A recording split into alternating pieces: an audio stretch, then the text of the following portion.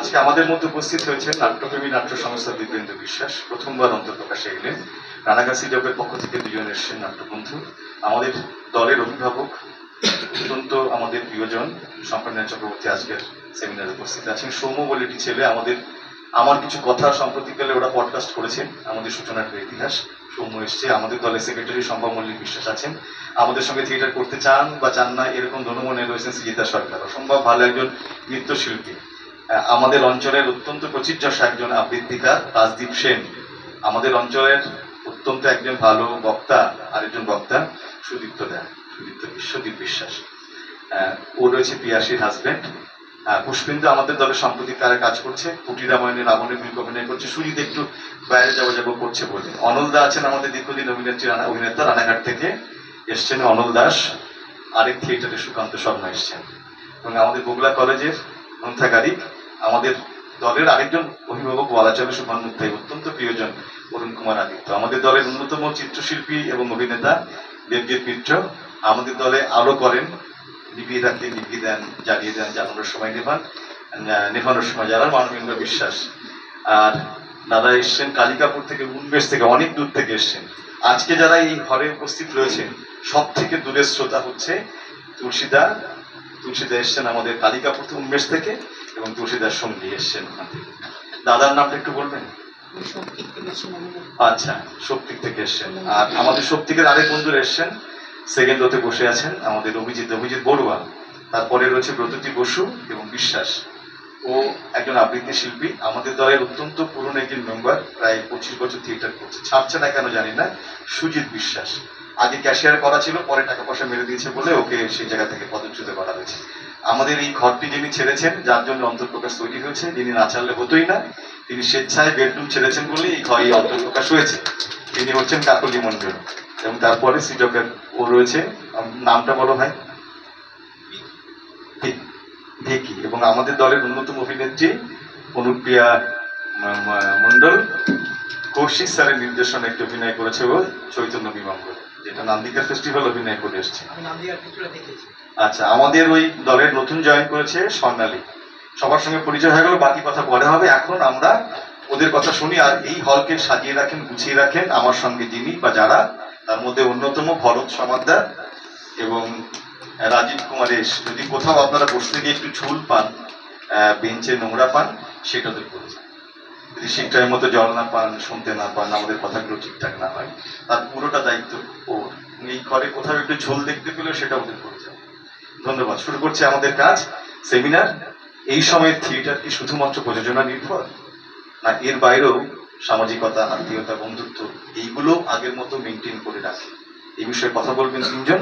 কৌশিক চট্টোপাধ্যায়, শান্তিপুর সাংস্কৃতিকের নির্দেশক, অভিনেতা, নাট্যকার, এবং বেলঘড়ি অভিমুখের অশোক মজুমদার, অভিনেতা, নির্দেশক, এবং আরেকজন মফস্বরের পুরনো একজন নাট্যজন, অত্যন্ত বিদগ্ধ নাট্যজন, দেবাশিস সরকার, ইউটি মঞ্চের অভিনেতা, নির্দেশক। সকলের কথা শুনবো আমরা। আমি মাইক্রোফোন তুলে দিচ্ছি। আমাদের আপাতত এই মাইক্রোফোনটা অফ রেখে আমরা দর্শক আসনে রাখছি, কথা বললে পরে শুনে নেব। ওদের মাইক্রোফোন গুলো চালু। ধন্যবাদ।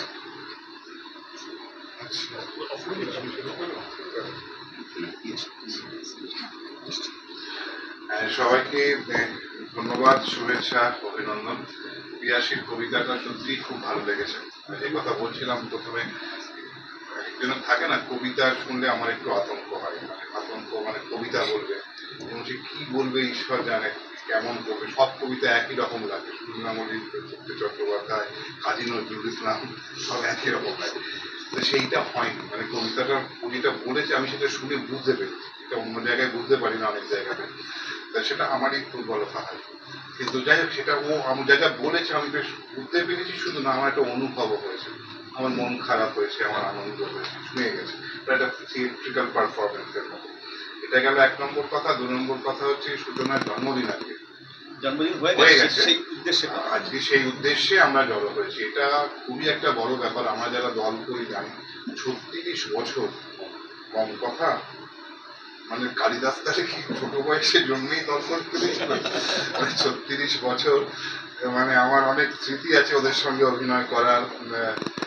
কাকলি রয়েছে, ওর মেয়ে কাঁদছে, রাত্রি ওকে কোলে নিয়ে ছুটছে, ভেতরে ও কাকলি অভিনয় করছে। এই কথাটা বললাম কেন, যে বিষয়টার সঙ্গে কেমন মিলে যায় প্রায়। মানে কালিদাসের বউ অভিনয় করবে, তার জন্য রাত্রি কালিদাসের মেয়ে সামলাবে বাইরে, তাতে ওর শো করে এসে ও হয়তো উজানকে সামলাবে। তারপরে এরকম একটা থিয়েটার ছিল আমাদের, বা এখনো আছে, অনেক জায়গাতেই আছে, নিশ্চয়ই আছে, নেই বলবো না। এখন আমার একটা মুশকিল হচ্ছে কি, আমি এখন কোনো বিষয়ে হ্যাঁ বা না, এটা ঠিক এটা ভুল এরকম সহজ করে বলতে পারি। সেটা আমার বোঝার অক্ষমতায় কিংবা বয়স হওয়া কিংবা নানা রকম জায়গা। যেমন আমি প্রিসাইডিং অফিসার হয়ে ভোট করতে যাই অনেক জায়গাতে, 25 বছর আমি দেখি সব লোক যাচ্ছে চটের আড়ালে, ফটাফট মারছে চলে আসছে, কিন্তু আমি একজনকেও দেখি না যে হাতে একটা ওইটা নিয়ে দাঁড়িয়ে আছে যে কাকে দেব কেন দেব এটা ভাবার জন্য। সবাই জানে কি উত্তরটা। আর আমার যত বয়স বাড়ছে আমার বেশিরভাগই উত্তর হচ্ছে আমি জানি। তা আপনি বলতে পারেন এটা ঢং, এটা বলতে পারেন বেশি বিনয়, তাতে আমার কিছু এসে যায় না, কারণ অভিনেতা খুব শক্তিশালী মানুষ আমি জানি। অভিনেতা বলে তো আমার এটা মনে হয় আমি বলবো, আপনি তার সঙ্গে একমত হতে পারেন না হতে পারেন। যেমন এখানে যে লাইনগুলো আছে সেই লাইনগুলো খুবই সুন্দর। এখন আমি দেখতে পাচ্ছি না, বলছি এখনকার থিয়েটার কি শুধু প্রযোজনা নির্ভর? এর মধ্যে দুটো শব্দ আছে, একটা এখনকার একটা থিয়েটার। প্রযোজনা তো হতেই হবে, নাহলে থিয়েটার হবে কি করে? তার মানে কি আগের সব থিয়েটার খুব ভালো ছিল, মানে আগেকার থিয়েটার খুব বন্ধুত্বপূর্ণ ভাবে হতো, আগেকার থিয়েটারে দলাদলি গলাগলি খুব ছিল, কিংবা আগেকার থিয়েটার খুব মানে কি বলবো, মানে সামাজিকতার খুব প্রকাশ ছিল, যে লিখে যার একটা শব্দ। পরের লাইনে আছে নাকি সামাজিকতা এবং বন্ধুত্বের অবকাশ আছে বা গুরুত্ব আছে, এরকম কিছু ভাষা, তাই তো আমি দেখতে পাচ্ছি না। যাই হোক, মানেটা বোঝা গেলেই হবে। আর স্যার আছেন, স্যার আপনার পারমিশন নিয়ে বলছি, ভুলভাল যা বলবো আমরা তিনজন, আমাদের সবার শ্রদ্ধেয় স্যার। তা আমাদের মনে হয় না না এটা কোনোদিনই ছিল না। মানুষ যখন দল বাঁধে থিয়েটার করার জন্য বা যে কোনো কাজ করবার জন্য, সেই দলের মধ্যে যেমন বন্ধুত্ব খুব একটা এসেনশিয়াল বিষয়, পারস্পরিক সম্পর্ক একটা খুব এসেনশিয়াল বিষয়, তাহলে হয় না। আবার সম্পর্ক ভাঙে, সম্পর্ক দূরে যায়, এটাও খুব ধ্রুব সত্যের মতো একটা বিষয়। না আমি বেশি উদাহরণ দিতে চাই না, শুধু আমি বলি ন্যাশনাল থিয়েটার যখন তৈরি হচ্ছে তখন যারা তৈরি করলেন, অমৃতলাল বসু থেকে অর্ধেন্দু শেখর মুস্তাফি থেকে আরো যারা যারা ছিলেন, ধর্মদাস সুর থেকে আরম্ভ করে, তারা যখন বললেন আমরা টিকিট বিক্রি করে নাটক করব, সবচেয়ে আগে যে বন্ধু সরে গেল তার নাম গিরিশ ঘোষ। অনেকগুলো অসুবিধে ছিল। গিরিশ ঘোষ বলেছিলেন এইরকম সিন দিয়ে টিকিট বিক্রি করা যায় না, আমাদের ভালো সিন সিনারি নেই, টাকা হয়। কিন্তু গিরিশ ঘোষ কিন্তু বলেননি যে আমি তোমাদের সঙ্গে রইলাম এবং তোমাদের সঙ্গে থাকলাম এবং ডিবেটটাও জারি রাখলাম, আমরা কি করতে পারি। উনি ছেড়ে চলে গেলেন। উনি চলে গেলেন, তারপর আবার গালাগালও দিলেন, কাগজ চিঠি লিখলেন ওদের নামে, এ ফাদার নামে ছদ্মনামে, এবং আজে বাজে কথা প্রচুর লিখলেন ওদেরকে গালাগাল করে। তো সেটা এখনকার থিয়েটার নয়। ফলে তখনকার থিয়েটারেও বন্ধুত্ব ছিল, আবার বন্ধুত্ব ভাঙনের কথাও ছিল। আমরা এমনও শুনেছি তখনকার থিয়েটারে, না এখনকার থিয়েটারে এরকম কথা শুনিনি আমি, গিরিশ ঘোষের থিয়েটারেই শুনেছি যে নাটকের অর্ধেক করে হাফ টাইমের পর অর্ধেক অভিনেতা পালিয়ে গিয়েছে পুরোটা করবে না বলে, নাটক অর্ধেকটা হয়ে বাকিটা হয়নি। এত ভয়ঙ্কর বন্ধুত্বহীনতা, দায়িত্বহীনতা এখনকার থিয়েটারে প্রায় দেখা যায় না। ফলে এখনকার থিয়েটার বলতে যে কি বুঝবো আমরা, সেটা সবাই আমরা বুঝবো, আলোচনা করবো। 2 নম্বর থিয়েটার, এই শব্দটা কি? থিয়েটার মানে কি? মানে নাটক করা, পাঠ করা তো আমরা জানি, ইত্যাদি ইত্যাদি। আমি কদিন আগে একটা বই পড়ছিলাম, আমার খুব প্রিয় একটা বই। আপনারা জানেন যে পোল্যান্ডের একজন বিখ্যাত ডিরেক্টর যার নাম জিওর্জি গ্রোটোস্কি, যার দ্বারা বাদল সরকার ভীষণ অনুপ্রাণিত ছিলেন, কবিতা কবির গুহকে গ্রোটোস্কির সঙ্গে কাজ করেছেন আমরা শুনেছি। তা গ্রোটোস্কির একটা বই আছে টুয়ার্ডস পোর থিয়েটার বলে। এই পোর থিয়েটার পড়তে পড়তে সেখানে গ্রোটোস্কি বলছেন থিয়েটার কি, এসব বলতে বলতে বলছেন আমার পোর থিয়েটার কি, বলতে বলতে বলছেন একটা সেট সেটিং যে লাগায় আমরা সাজাই, এগুলো বাদ দিয়ে থিয়েটার হয়? বলছেন হ্যাঁ। যে এত আলো লাগে হয়, এত রং টং করি, সব বাদ দিয়ে থিয়েটার হবে? তারপরে বলছেন টেক্সট যদি বাদ দিয়ে দিই, নাটকটাই যদি বাদ দিয়ে দিই তাহলে থিয়েটার হবে? বলছেন হ্যাঁ। তারপর বলছেন অভিনেতাকে যদি বাদ দিয়ে দিই। গ্রোটোস্কি লিখছেন আমি এরকম কোনো উদাহরণ জানি না। তারপরের প্রশ্নটা হচ্ছে যদি অডিয়েন্সকে বাদ দিয়ে দিই, অডিয়েন্স লাগবে না আমার থিয়েটারে? তখন গ্রোটোস্কি বলছেন অন্তত একজন লাগবে। তাহলে এই সব ছাড়ার পর কি পড়ে থাকলো? তখন গ্রোটোস্কি বলছেন, পড়ে থাকলো একজন লোক সামনে আসে আর আমি একজন করছি, আসলে আমাদের দুজনের মধ্যে কি দেওয়া নেওয়া হচ্ছে। এবং এখান থেকে উনি বলবেন এইটাই হচ্ছে থিয়েটার। যে থিয়েটার হচ্ছে আসলে দুটো মানুষের মধ্যে দেওয়া নেওয়া। সে দেওয়া নেওয়া অ্যাক্টরের সঙ্গেও হতে পারে, সে দেওয়া নেওয়া দর্শকের সঙ্গেও হতে পারে, কিন্তু সেখানে একটা সম্পর্ক লাগে এবং ভালোবাসা লাগে, যেখান থেকে আরো গভীরে গিয়ে গ্রোটোস্কি বলবেন যে সেটা হোলি থিয়েটার, স্পিরিচুয়াল একটা জায়গায় যাবে, আত্মিক উৎসর্গ করা লাগে। তাহলে এইটা যদি থিয়েটারের কোর হয়, এটা যদি থিয়েটারের মূল হয়, তাহলে এই প্রশ্নটাই অবান্তর হয়ে যায়, সেখানে বন্ধুত্ব সামাজিকতা থাকবে কি থাকবে না। সামাজিকতা শব্দটা আমার কাছে একটুখানি কম গুরুত্বপূর্ণ, সেটা আমি পরে কথা বলবো, কিন্তু বন্ধুত্ব তো লাগবে। বন্ধুত্বকে যদি একটু বড় অর্থে দেখি আমরা সখ্য হিসেবে, কিংবা বন্ধুত্বকে যদি আরো বড় হিসেবে দেখি সম্পর্ক হিসেবে, তাহলে সেটা তো রাখবে। কিন্তু তারপরে এই প্রশ্নটা ওদের মনে উঠলো কেন, তাহলে থিয়েটার করতে গেলে বন্ধুত্ব ছাড়াও থিয়েটার হতে পারে। এখন আমরা তো দেখি, আমরা যখন সিনেমার শুটিং করতে যাই তখন তো আমার সঙ্গে কারোর বন্ধুত্ব থাকে না। দলে আমরা যারা দল করি, দলে আমরা রোজ বসি, গল্প হয়, মুড়ি চানাচুর খাওয়া হয়, ঝগড়া হয়, তর্ক হয়, থিয়েটার হয়। কিন্তু আমি যখন শুটিংয়ে যাই, আমার যে মেয়ে করবে আমি তাকে চিনি না, সেও আমাকে চেনে না। তারপর আমরা দুজনের পার্টটা বলা বলি করে নিই, একটা চুন বলা বলি করি, তারপর শর্ট হয়ে গেল, তারপর ওকে গুড নাইট চলে গেল। এর মধ্যে সম্পর্ক টম্পর্ক ডিমান্ড করছে না খুব একটা। তাহলে সম্পর্ক ছাড়াও একটা পারফরমেন্স হতে পারে, এবং সেই পারফরমেন্সটা মনোগ্রাহীও হতে পারে। কিন্তু প্রশ্নটা হচ্ছে থিয়েটার হতে পারে, পারফরমেন্স হতে পারে, যে কোনো সিনেমা হতে পারে, কিন্তু থিয়েটার তো গ্রোটোস্কি বলছেন পড়েই আছে। তাহলে আমি এবার একটা, যেটা প্রথমে শুরু করেছিলাম যে আমি একতরফা বলতে পারি না যে সম্পর্ক লাগবেই কিংবা লাগবেই না, ফলে আমি একটা ধাঁধায় পড়েছি। তাহলে আমার কাছে ধাঁধাটা হচ্ছে এইটা, সম্পর্ক লাগবে বলেই তো এতদিন থিয়েটার করে এসছি, সম্পর্কের জন্যই তো থিয়েটার পাঠিয়েছি। এবং আমি যখন দর্শককে টিকিট বিক্রি করি, আমার যেমন খুব ভালো লাগছে কালিদাস দর্শকদের সঙ্গে আমাদের পরিচয় করাচ্ছে বাই নেমে। তাহলে যারা এসছেন তারা শুধু আমার কাস্টমার না, তারা আমার খদ্দের নয় শুধু। আমি টিকিট বিক্রি করি যখন একাডেমিতে, তখন আমি জানি না কে আমার দর্শক, কিন্তু আমাদের মফস্বলে যখন থিয়েটার হয়, পরের দিন সকালবেলা সেই লোকটার সঙ্গে আমার বাজারে দেখা হবে। সেই লোকটা আমাকে গাল দেবে, দিয়ে বলবে এটা নাটক হয়েছে, জঘন্য, ছেড়ে দাও, নাটক কেন করেছো, আমি মাথা নিচু করে থাকবো। কিংবা একটা লোক বলবে তুমি হচ্ছে আমাদের উত্তম কুমার, আমার খুব ভালো লাগবে, আমি ফেসবুকে সেটা লিখে দেবো যে উনি আমাকে উত্তম কুমার বলেছেন, কিন্তু সেই লোকটার সঙ্গে আমার একটা সম্পর্ক আছে, কিন্তু দেখা হবে। মানে আমার ছোট শহরের থিয়েটারে আমি কিন্তু আমার দর্শককে বাই নেমেছি, মানে আমি চায়ের দোকানে তার সঙ্গে দেখা হবে, কিংবা দোকানে দেখা হবে, কিংবা ওর মাসি, ওর মেচো মশাই, কিংবা আমার স্কুলের হেডমাস্টার মশাই, ছোট যেহেতু। কিন্তু যখন এটা বাড়তে থাকে, বড় জায়গায় যায়, তখন তার সঙ্গে আমার ওই রকম ইন্ডিভিজুয়াল পরিচয় থাকে না, ইন্ডিভিজুয়াল বন্ধুত্বও থাকে না। কিন্তু বন্ধুত্বের অনুভব যদি না থাকে, যদি আমি সামনের লোকটাকে শুধু মনে করি জিনিস কিনবেন, পণ্য দিলাম আপনাকে, কিনে নিয়ে চলে যান, এই টাকা দিন, এই টাকায় আপনাকে দেখাবো, তখন গ্রোটোস্কি একটা কথা বলছেন যে প্রেমেও শরীর দিতে হয়, আর একজন বারবণিতাও শরীর দেয়, দুটো দেয়ার পার্থক্য থাকে। আমাদের থিয়েটার হবে প্রেমের শরীর দান করার মতো। শরীর কথাটা উঠলো এই কারণে, গ্রোটোস্কির থিয়েটার জুড়ে থাকে শরীর শরীর শরীর শরীর। আমি এই পর্বে এইখানে থেমে দেবাশিসদার কাছে যেতে চাই।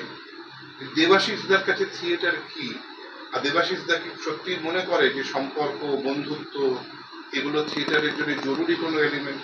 যতটা জরুরি আলো, যতটা জরুরি কলস, যতটা জরুরি গ্রান্ট আমাদের সবার, আমরা যারা গ্রান্ট নিই, যারা গ্রান্টের জন্য ঢাকায়, বা আমাদের যতগুলো শো হবে, যত গুরুত্বপূর্ণ ফেসবুক প্রচার, তার থেকেও কি গুরুত্বপূর্ণ কার সঙ্গে থিয়েটার করছি, কোন থিয়েটার করছি, কাদের জন্য, কার সামনে থিয়েটার করছি? দেবাশিসদা যদি দেবাশিসদার কথা বলে, তারপর অশোকের কথা শুনে আমরা পরের কথায় যাব। নমস্কার। প্রথমেই সূচনাকে অভিনন্দন এরকম একটি সুন্দর অনুষ্ঠানের আয়োজন করার জন্য, এবং তাতে আমাদের নির্বাচিত করার জন্য কৃতজ্ঞতা জানাচ্ছি। পাশাপাশি আপনারা যারা উপস্থিত হয়েছেন তাদের সকলকে আমার শ্রদ্ধা।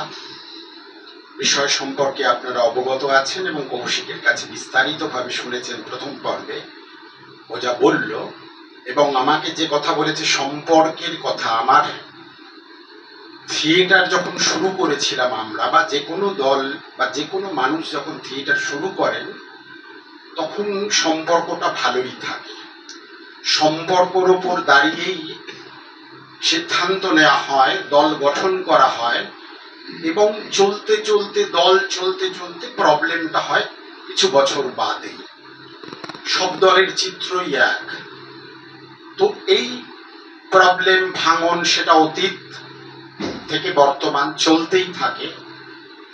নতুন দল তৈরি হয়, আবারও পথ চলা, আবারও ভাঙন, এটা চলছেই অনবরত। তবে আমি যদি আমার কথা বলি, আমাদের দল ইউনিটি মালঞ্চ, তো আমাদের দলটি চলে অনেকটা সম্পর্কের ওপর বেস করেই। যেহেতু আমাদের দলের অভিনেতারা সবই আঞ্চলিক, একটা পাড়াকে কেন্দ্র করে, দুই একজন থাকেন একটু দূরে, 2-1 স্টেশন দূরে বা 5 স্টেশন দূরে, কিন্তু আমরা গোটা 10 ছেলে আছি যারা একেবারে পরিবারের সঙ্গে নিবিড় সম্পর্ক, প্রতিটি পরিবারের সঙ্গে প্রত্যেক মানুষের।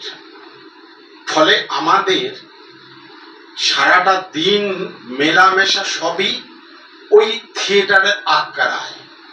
ইউনিটি মালঞ্চ আমরা সকালবেলা এলেও যে 5-10টা ছেলের সঙ্গে দেখা হবে, সন্ধেবেলা হলেও তাই হবে, এবং যদি আমাদের কোনো রিহার্সাল না থাকে তাহলে অন্য কোনো জায়গায় যাওয়ার অবকাশ আমাদের নেই। মানে ঘুরে ফিরে আমরা সেই একই লোক নাটক দেখতে গেলে আবার একই লোক সব দল বেঁধে নাটক দেখতে যাচ্ছি বা সেমিনার শুনতে যাচ্ছি।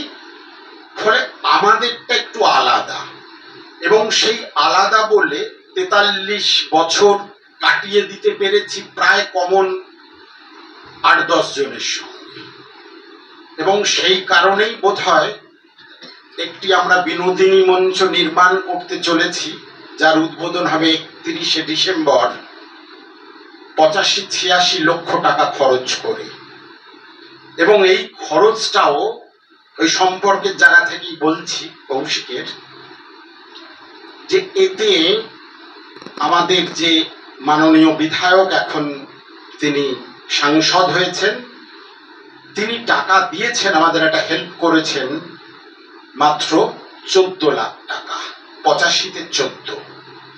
কিন্তু হালি শহরে ওই মঞ্চটি করার কথা উনি মাইকে একটা সময় ঘোষণা করেছিলেন, কিন্তু ভাবনাটা আমাদের তারও আগে, অনেক আগে।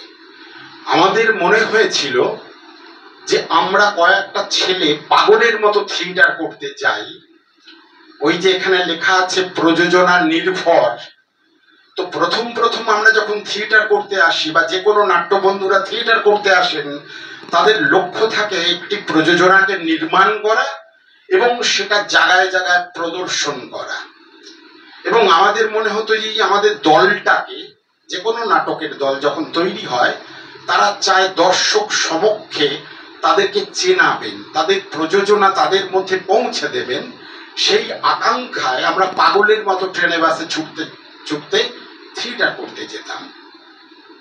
সেটা 5-10 বছর যাওয়ার পর আমাদের মনে হলো আমাদের যা নেশা, পাগলের মতো থিয়েটার করতে যাওয়া, ভবিষ্যৎ কি হবে আমি জানি না। এইরকম পাগলের মতো একটা মানুষ যখন ফুটবল খেলেন পাগলের মতো, প্রেম করেন পাগলের মতো, থিয়েটার করেন পাগলের মতো, তো এই পাগলের মতো থিয়েটার করতে করতে মনে হলো যে যখন বয়স বাড়বে তখন তো আর এত ছুটতে পারবো না। যদি আমরা আমাদের গ্রামে একটি মঞ্চ তৈরি করতে পারি তাহলে সেখানে বসে থিয়েটারটা অন্তত দেখতে পারবো। বা আমরা থিয়েটার না করতে পারলে আগামী দিনে যারা থিয়েটার করতে আসবেন তাদের টুকটাক বলে ঠলে দিতে পারবো, তাদের কোনো বই নির্বাচন করে দিতে পারবো, কোনো উপদেশ দিতে পারবো, কিন্তু থিয়েটারটা এখানে হবে। ভাবনাটা সেই সময় ঢুকে গেছে।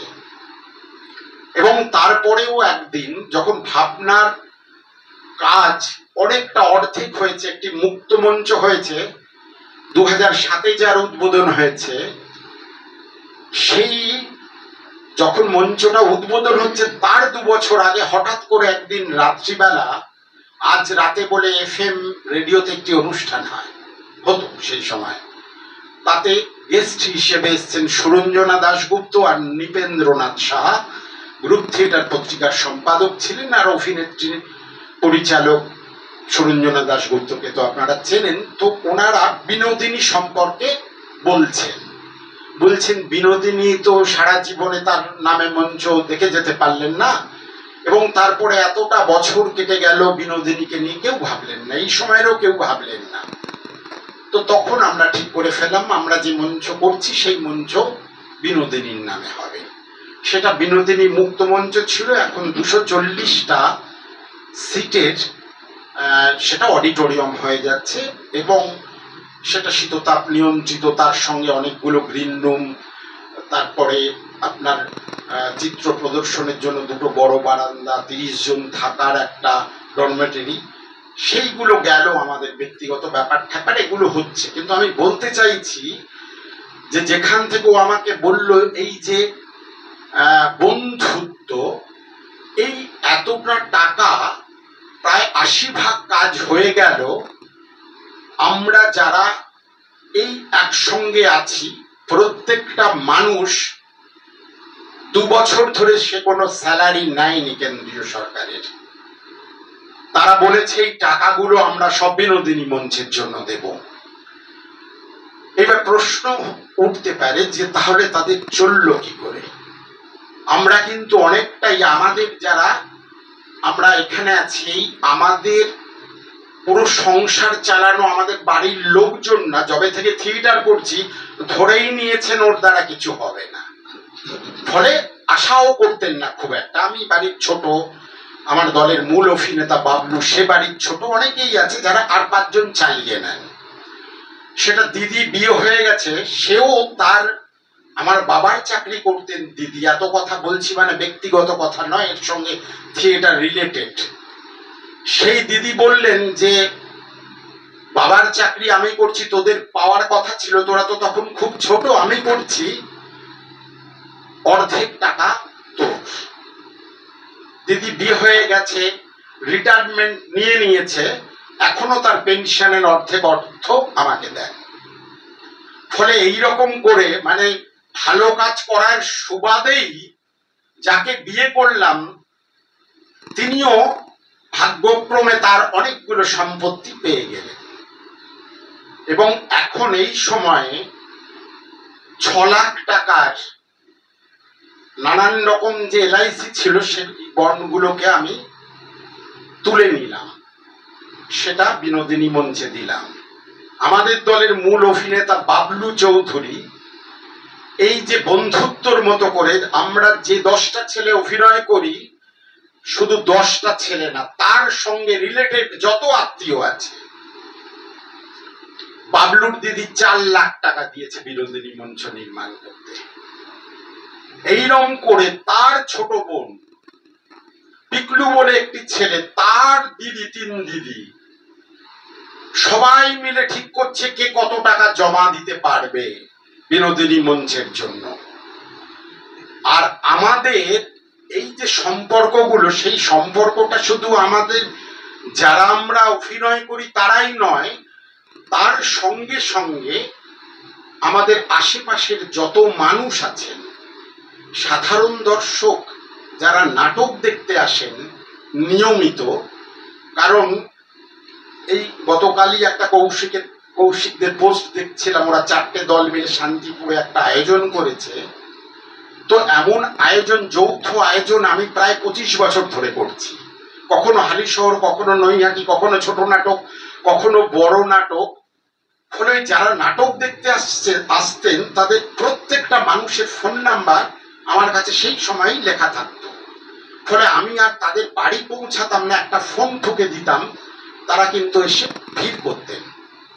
এবং তারা আমাদের ওই গিয়ে বাৎসরিক একটা হতো যে 1000 টাকার টিকিট, সেটা আমরা 5 মাস 4 মাসে কালেকশন করে নিতাম। ফলে সারা হালিশহর, নৈহাটি, কাঁচরাপাড়া আমাদের সঙ্গে ওই দর্শকগুলোর একটা আত্মীয়তার মতো ঘটে গেছে, একটা সম্পর্ক নিবিড় হয়ে গেছে, যেটার থেকে একটা সাধারণ দর্শক 51,000 টাকা পর্যন্ত দিয়েছে, তার সংখ্যাও বেশ কিছু। ফলে আমি যে একেবারে কাজ যখন 80 ভাগ কাজকে গুটিয়ে নিয়েছি আর 20 ভাগ কাজের জন্য আটকে গেছি যেখানে, সেখানে দেখবেন আমরা অনেকেই যারা থিয়েটারের মানুষ, তাদের কাছে একটা চিরকুটের মতো হোয়াটসঅ্যাপে গেছে যে বাকি কাজ বা আমাদের ভাবনাকে এগিয়ে নিয়ে যেতে যদি আপনারা কিছু সহযোগিতা করেন। তো আমি এইরকম করে একটা রাত্রিবেলায় 10টা 10-এ একটা পোস্ট করি, হোয়াটসঅ্যাপ পোস্ট, 2 ঘন্টার মধ্যে 26,000 টাকা উঠেছে। মানে এক রাতে, যেদিন প্রথম আমি এটা পোস্ট করি, আমি যদিও ফেসবুকে দিইনি, হোয়াটসঅ্যাপ গ্রুপে দিয়েছি।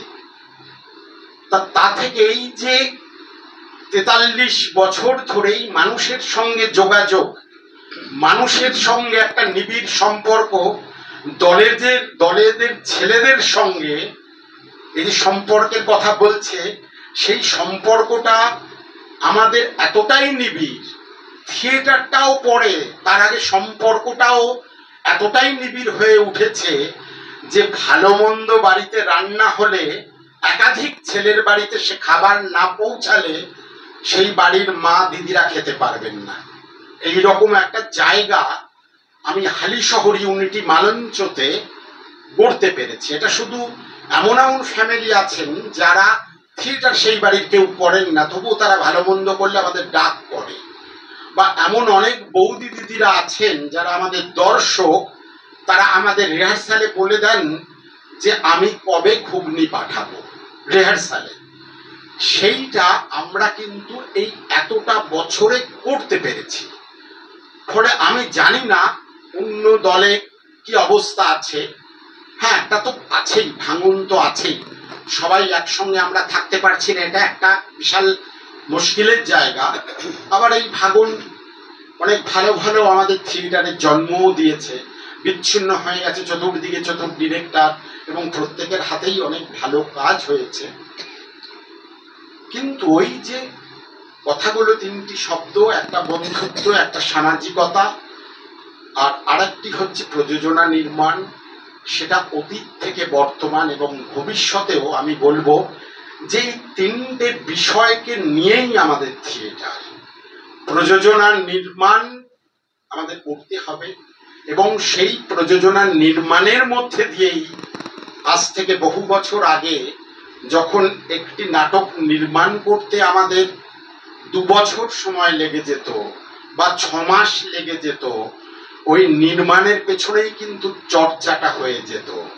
একটা নাটককে নির্মাণ করতে করতে যেই জায়গায় খামতি, যেই জায়গায় আমি জানি না, আমি সেটা আমার ট্রেনার দিয়ে শিখিয়ে নেয়া। একটা নাটক নির্মাণ করতে গিয়ে যে তার নানান রকম, হয়তো আজকালকার মতো এত ওয়ার্কশপ, থিয়েটারের অনুশীলন, এইসব শব্দগুলো না থাকলেও ডিরেক্টর কিন্তু সেই প্রতিদিনের রিহার্সালের আগে পরে তাদের শিখিয়ে নিতেন। এবং যত দিন গেছে এই সব বিষয়ে যারা অভিজ্ঞ, তাদের ক্লাস হয়েছে, এইসব করে করে করে করে ফলে ওর মধ্যে দিয়ে নাটকের একটা চর্চা চলেছে। আর থিয়েটার বরাবরই, সে তো থিয়েটারের মধ্যে দিয়ে আমাদের সামাজিক ইতিবাচক বার্তা কোনো না কোনো আমরা দেওয়ার জন্যই থিয়েটার করি। মানুষ থিয়েটার দেখতে আসেন থিয়েটার থেকে ইতিবাচক কিছু পাবেন বলে, বা ইতিবাচক সঠিক কোনো রাস্তা না থাকলেও তাকে হয়তো কোনো বিষয় ভাবাবেন।